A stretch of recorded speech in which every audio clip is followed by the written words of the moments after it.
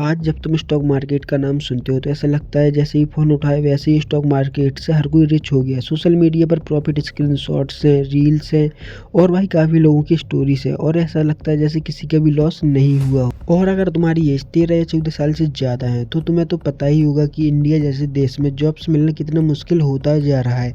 और अगर तुम इसी एज में स्टॉक मार्केट या फिर किसी अदर स्किल में काम कर रहे हो तो ये तुम्हारे फ्यूचर के लिए बहुत ही ज़्यादा पॉजिटिव साइन है। लेकिन प्रॉब्लम स्टॉक मार्केट से नहीं है, प्रॉब्लम उस पहले कदम से है जो बिना सोचे समझे उठा लिया जाता है। क्योंकि स्टॉक मार्केट तुम्हारा फ्यूचर बना भी सकता है और अगर पहला कदम गलत हुआ तो वही फ्यूचर बिगाड़ भी सकता है। इसलिए ये वीडियो स्टॉक मार्केट से पैसा कमाने के लिए नहीं है, ये वीडियो उस वार्निंग के लिए जो हर बिगिनर को शुरुआत में मिलनी चाहिए और उसे पहला कदम अच्छे से रखना चाहिए, न कि उसे पहले कदम पे ही लॉस हो जाए। ये बड़ी अच्छी बात कही आप। इस वीडियो में मैंने गिव अवे भी रखा है जो ज़्यादा बड़ा नहीं है लेकिन छोटा भी नहीं है और ऐसे गिव अवे अब हर वीडियोस में होंगे और सारे रूल्स मैंने लास्ट में बताए हैं। स्टॉक मार्केट में हमेशा 3 लोग कमा रहे होते हैं, चाहे तुम लॉस में हो या फिर प्रॉफिट कर रहे हो, उससे कोई फर्क नहीं पड़ता है। तुम कोई स्टॉक बाय करो या फिर सेल करो, ब्रोकर अपना चार्ज लेता है। चाहे तुम हारो या फिर जीतो, ब्रोकर अपना फिक्स्ड चार्ज लेके चला जाता है। ब्रोकर को तुम्हारी स्किल से कोई काम नहीं रहता है, उसे सिर्फ तुम्हारी एक्टिविटी से मतलब रहता है। देखो ध्यान से समझो, प्लेटफॉर्म्स होते हैं फिर ब्रोकर्स होते हैं। प्लेटफॉर्म्स के अंदर ब्रोकर्स काम करते हैं, ठीक है, और प्लेटफॉर्म भी कमीशन अपना काट लेता है। तो ये समझो कि चाहे तुम प्रॉफिट में हो या फिर लॉस में, प्लेटफॉर्म और ब्रोकर्स कमाते रहते हैं। सड़ी के अब तो सच बोल दे भोसड़ी। अब लास्ट आते हैं कंटेंट क्रिएटर, जो आपके चहेते हैं, वो दिन रात पैसे कमाते हैं। तुम एक बार ध्यान से सोचो कि जो ट्रेडिंग कर रहा है उसे वीडियो बनाने की क्या ज़रूरत है, तो फिर भी वो वीडियोस बनाते हैं क्योंकि वो पेड कोर्स देते हैं और भाई वो प्लेटफॉर्म से कमीशन लेते हैं। क्योंकि कंटेंट क्रिएटर्स ऐसे ऐप्स का जमकर प्रमोट करते हैं और उन्हें भारी भरकम कमीशन मिलता है। और लॉस कौन करता है? एक आम आदमी जो तुम लोग हो। अरे झूठ बोल रहा है, ये झूठ बोल रहा है। एक न्यू ट्रेडर को लूटने का काम सबसे पहले ब्रोकर करता है, फिर प्लेटफॉर्म करता है और फिर करते हैं कंटेंट क्रिएटर्स। तो चलो पहले समझते हैं ब्रोकर्स कितने प्रकार के होते हैं।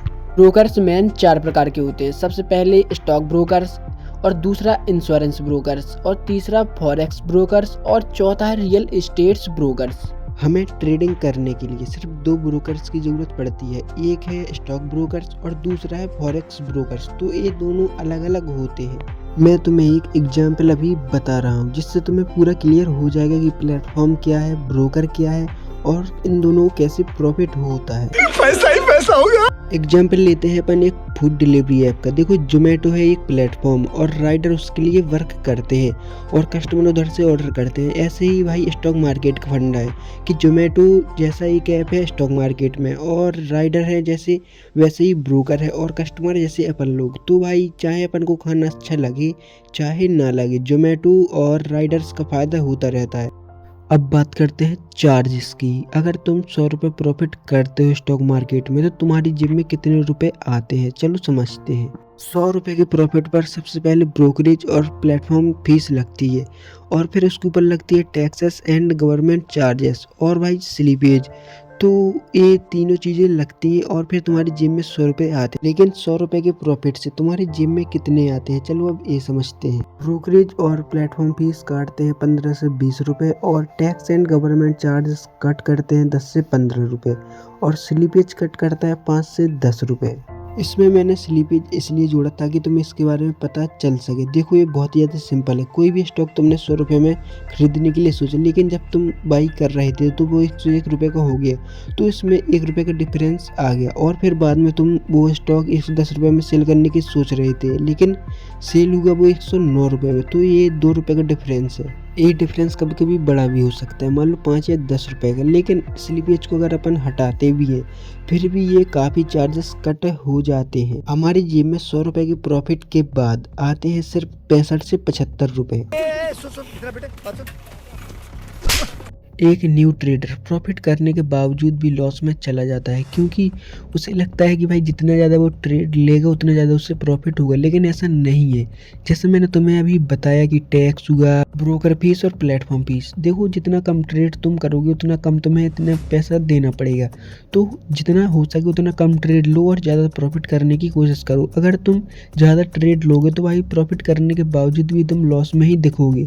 इसलिए भाई बड़े बड़े ट्रेडर्स कम ट्रेड करते हैं और ज़्यादा प्रॉफिट करते हैं। तो क्या नाचो मैं?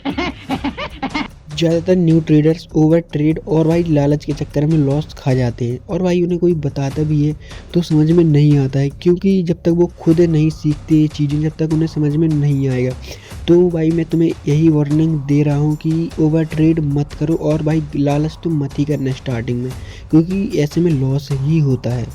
ये बड़ी अच्छी बात कही आप। अब ये समझो कि जो न्यू ट्रेडर होता है वो किन रीजंस की वजह से लॉस में जाता है। ये वो मेन रीजंस हैं जो प्रॉफिट होने के बावजूद भी लॉस में दिखाते हैं।